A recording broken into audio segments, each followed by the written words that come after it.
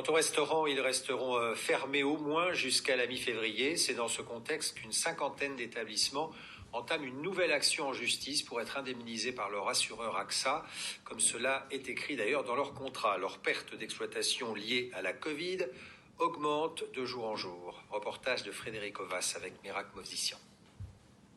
Jusqu'ici, tout allait bien pour Jean-Philippe, à la tête de ce restaurant-bar au cœur du Marais, car il croyait être assuré contre sa perte d'activité.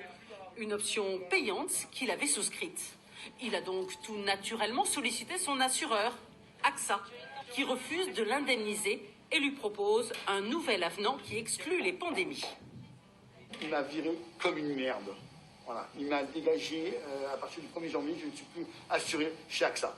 Donc c'est inadmissible parce que je n'ai pas voulu signer l'avenant qu'il me proposait en supprimant ma perte d'exploitation sur mon ancien contrat que j'ai depuis 18 ans.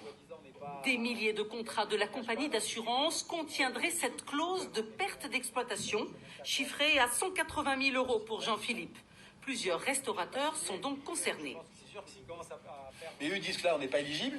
Mais en revanche, sur le nouveau contrat, l'avenant, parce que mon assurance arrive bientôt à son terme, pour le renouvellement, ils veulent supprimer cette clause pour que je puisse continuer à être assuré chez eux. Pourquoi supprimer une clause qui, soi-disant, ne me permet pas l'éligibilité et pas nous indemniser?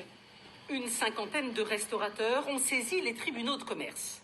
Plusieurs décisions qui ont déjà été rendues en faveur des restaurateurs, car ils demandent purement et simplement l'application du contrat et la garantie qui est due. AXA n'a pas souhaité répondre à nos questions et nous communique son souci de clarté pour justifier les avenants. Les procès auront lieu d'ici le mois prochain.